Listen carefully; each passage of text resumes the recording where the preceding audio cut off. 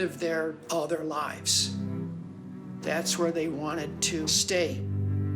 So there was sort of a cantankerous guy lived on Cantor Street. His name was John Saber. He used to sit on his front porch with a shotgun. He said, anybody tries to take my property, I'll shoot him. But eventually, he had to move out. And as time went on, the houses, the buildings disappeared one by one. It was pretty devastating as a kid, you know, knowing that your whole neighborhood was going to get destroyed. And then all your friends are gone. It's like rebuilding a whole nother chapter in your life. You have to start over. The whole Poletown controversy and you know what happened at Poletown is that General Motors and the City of Detroit and the City of Hamtramck cut a deal. And in effect, for lack of a better way to say it, sold out a community.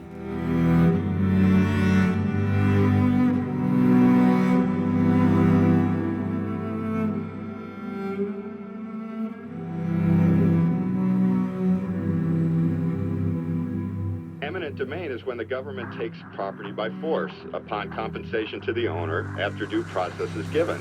But today, and this is the shocking thing, a public use means a Costco or a car dealership, and just compensation means being offered pennies on the dollar. Imagine if it's your property, your life's work.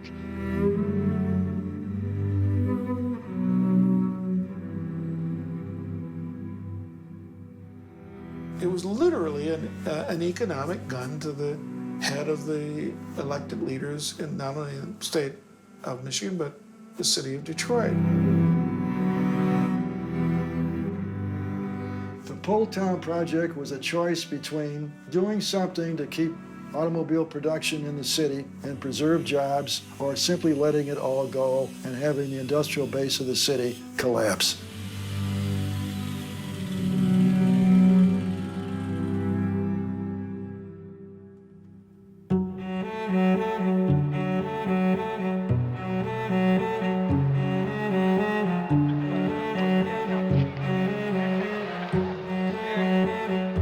Poletown is an area of Detroit, and actually it got the name Poletown in the 1880s when there was the core of the Polish community.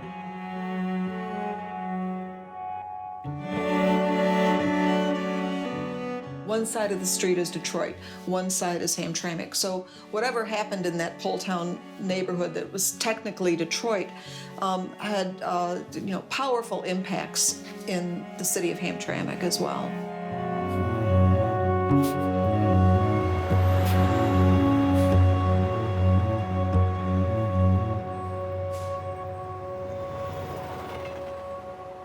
The Poletown project really was first put forth in the late 1970s, roughly 10 years after the 1967 riot in Detroit, which was the largest disturbance of the 60s. The state actually had a 14% unemployment rate at that time, but the city had 18% unemployment, so we had an extremely critical problem that had to be addressed. So Detroit, you know, it went through a crisis. I remember walking downtown Woodward Avenue, and a lot of the shops were just closed up. The auto companies were under considerable duress because the foreign companies, auto companies, particularly the Japanese, were making substantial inroads in sales of automobiles, and so there was a lot of peril.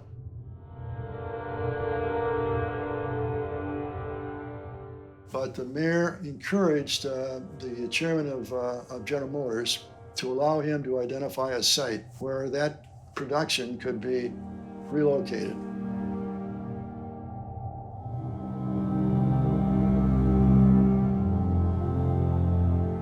As a mayor, I can understand the attraction on the part of city officials to, you know, I mean, they need to solve a problem, right? They need to solve an economic problem and a blight problem. I mean, And it's hard to say what I would have done had I been mayor of Hamtramck in 1980. 1981 is when the proposal came up for the creation of the Detroit Hamtramck Assembly Plant, which later became known unofficially as Poletown. And the site that was selected was the site of the Dodge main plant, which straddled Hamtramck and Detroit. Now, when the plant was originally built in 1910, the homes began to be built around the factory fence, around the factory gate. The plant was located on 67 acres, and more than 400 acres was required for the new General Motors manufacturing plant. The city began condemnation of the property using eminent domain available to the city through the Economic Development Corporation.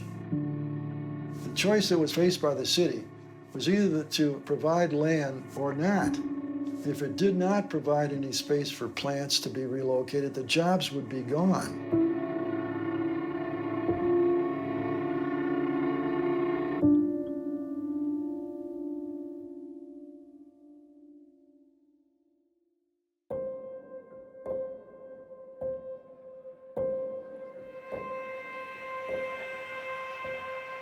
The interest of the public at large is what eminent domain is designed to protect or serve. So on average, the homeowners are receiving twice the value of their home when you add the grant, $13,000 plus up to $15,000 to purchase a home elsewhere.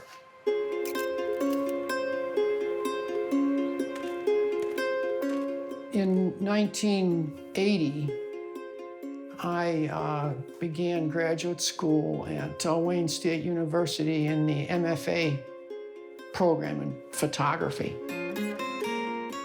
I had heard talk about City of Detroit taking this land by eminent domain for the GM plant. What I did in Poletown was mostly cityscape pictures, but I did talk to a lot of people along the way, and there were a lot of people who were upset that they were going to lose their homes.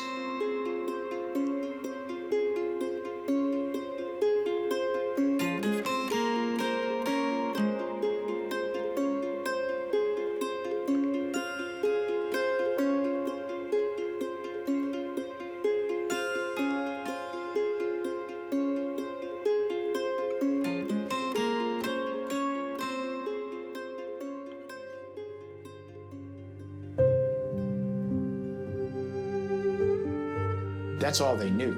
I mean, they came off the boats from Poland. They moved into a house there that they paid a couple grand for. You know, back then, they stayed there their whole lives. They didn't know anywhere else. They didn't want to go anywhere else.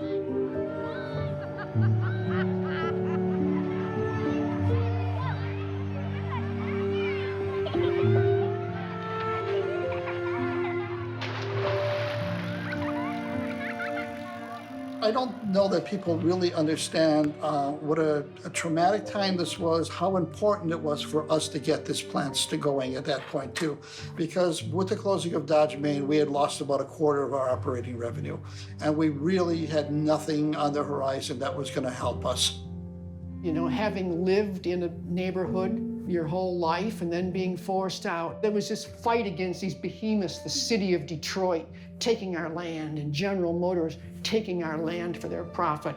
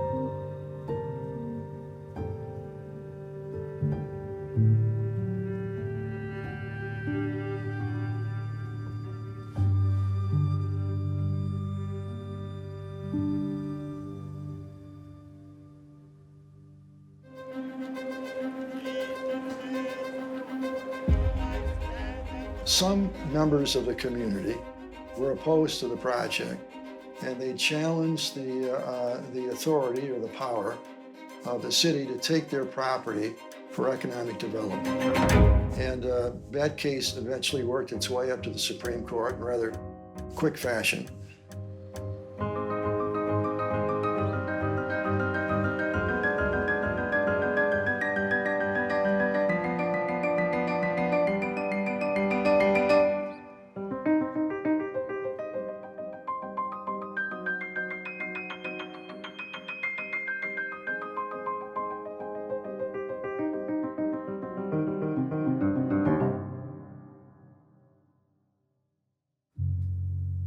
In 1981, when it was decided, I was a resident of the city of Detroit. So I was fully aware of the interest in retaining GM as a employer, manufacturer in the city. It was argued on March 3rd and decided on March 13th, 10 days. I can tell you that most Supreme Courts can't do anything within 10 days because it requires a lot of research, figure out what the state of the law is, somebody has to write an opinion. The general rule in Michigan has been that you can't take property from one private citizen and give it to another.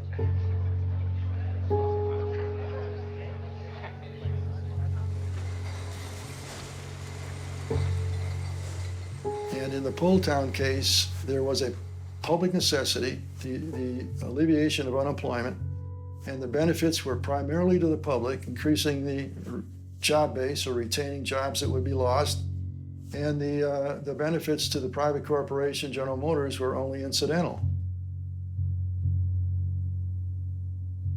The acquisition and development costs to make this site ready for the plant was $250 million, plus 12 years of tax abatement, in return for which GM paid $18 million.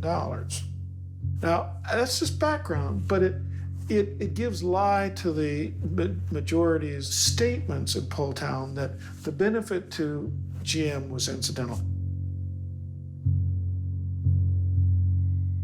And it was a tough policy question, but there was a serious economic crisis, and the crisis either needed to be addressed or the city would continue to decline economically. Our major role in this public-private partnership is to provide the proper atmosphere for doing business. That means cutting through the red tape, providing financial leverage, technical assistance, whatever it takes to get the job done. No other city in America tries harder. Take it from me, Detroit means business.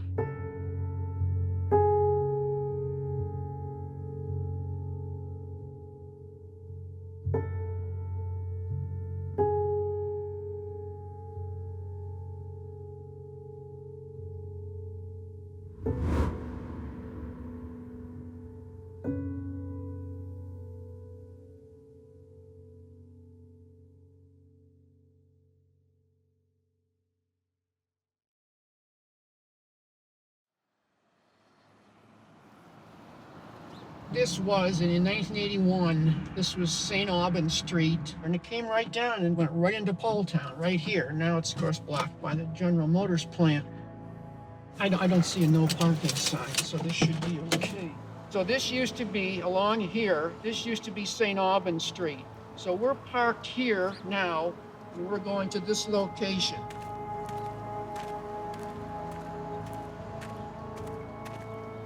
We're standing pretty close to where I took this picture in 1981. There were homes along St. Albans Street. So this row of homes would have been right here. As you can see here, this is I-94, the Edsel Ford Freeway in the background. And farther down, farther east on Trombley was the Immaculate Conception Church. And that was sort of the center of a lot of the resistance to the taking of the area by the city of Detroit for the General Motors plant. So, and there was a priest, Father Joseph Karashevitz, and he fought the archdiocese. You know, he wanted to save his parish, and all the older people that lived around there that had gone to that church all their lives. You know, it was in vain. They eventually lost the fight.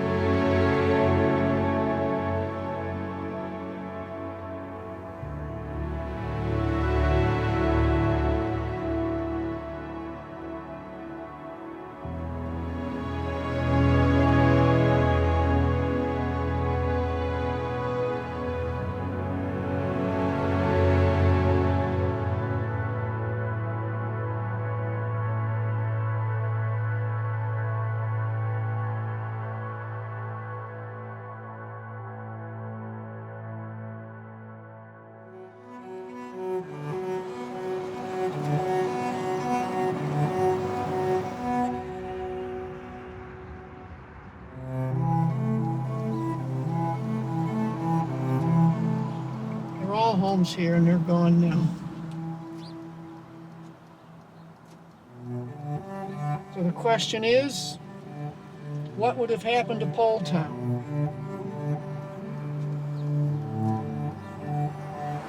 Approaching the Ivanhoe. So here we are.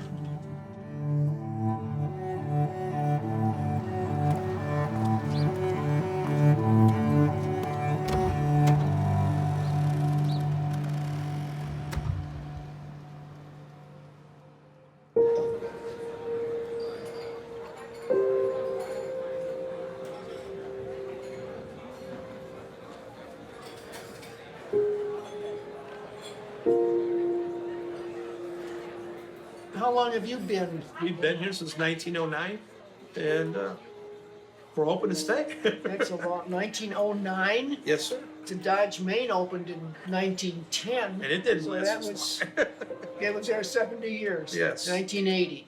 So this was 81.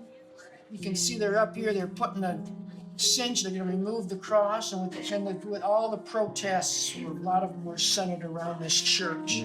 And a lot of the parishioners went into the basement and locked themselves in the basement.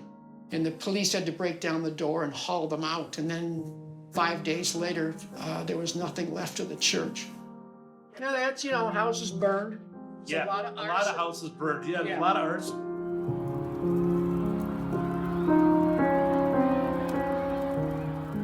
You know, they were all houses, and then it got down to the end in October and November when there were just, that was actually the last row of houses left. Yeah. Eminent domain, whether it be right or whether it be wrong, sometimes it's the best thing to do, but other times it's the worst thing to do because you're tearing up a neighborhood, you're tearing up people who've grown together and know each other, and they lose. I mean, people just lose it because they're all spread out all over the areas. Is it a good thing? It can be if it's done properly and used properly.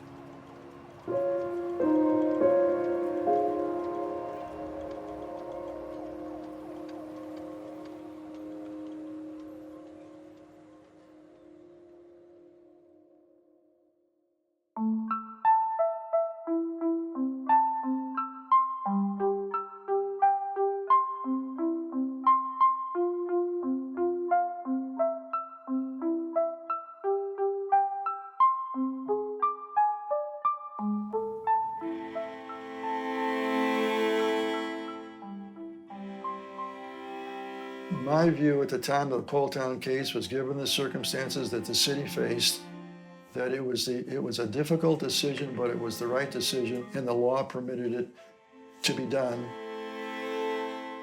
A lot of people think a judge's job is to do fairness on the court, saying my job isn't to do fairness, it's to do justice under law. I think what we saw there were 5 justices who felt This was really, really important, because if they said no, GM might actually not use its enormous economic power and buy the property, or it might decamp and move to a greenfield in a suburb or in another state entirely. Well, I think Detroit's handling of the Central Industrial Park project was really superb. They brought together literally hundreds of the little agencies, communities, all involved, all the people from the various parts of government, did it all together, well coordinated. They did it on time and did it within their budget. And I guess that's the thing that appeals to me as a businessman, to see a city government that can really deliver.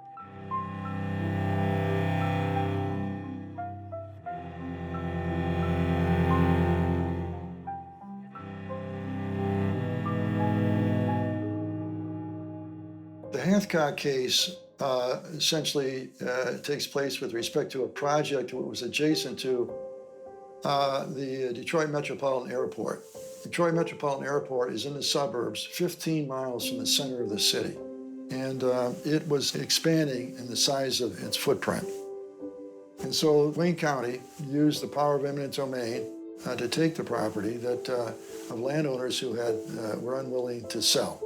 And they challenged the authority of Wayne County to take their property under the state constitution of 1963, which was the constitution under which the Poletown case was decided in 1981.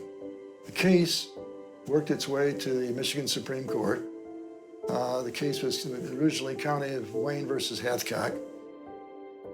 Because I was the author of the Hamtramck decision that overruled the Poletown decision. The court, until Gregory, the plurality Gregory, had always sort of respected that there is a much narrower zone of acceptable public uses. And Poletown represents a quantum leap, a divorcing of that notion of use entirely.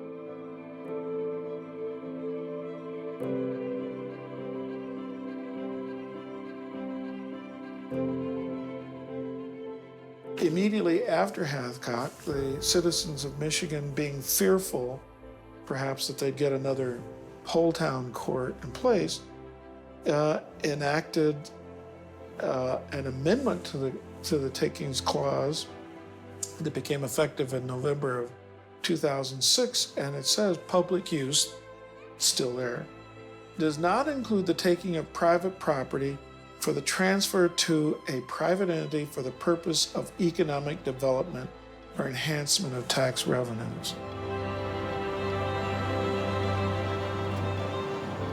You know, I think for me, there are a few lessons. I mean, one is that these questions are complicated.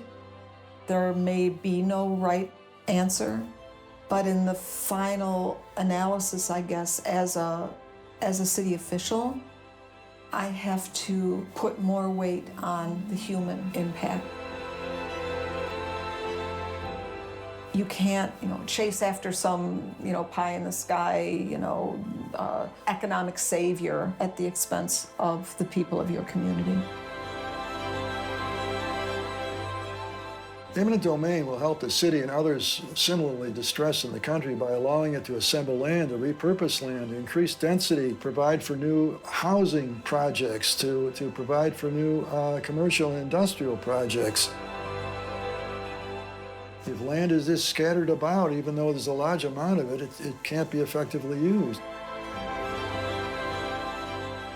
The Constitution doesn't care whether your business is more valuable or not. It only cares whether you're entitled to be secure in your property and that the government can't take it unless it's doing it for public use.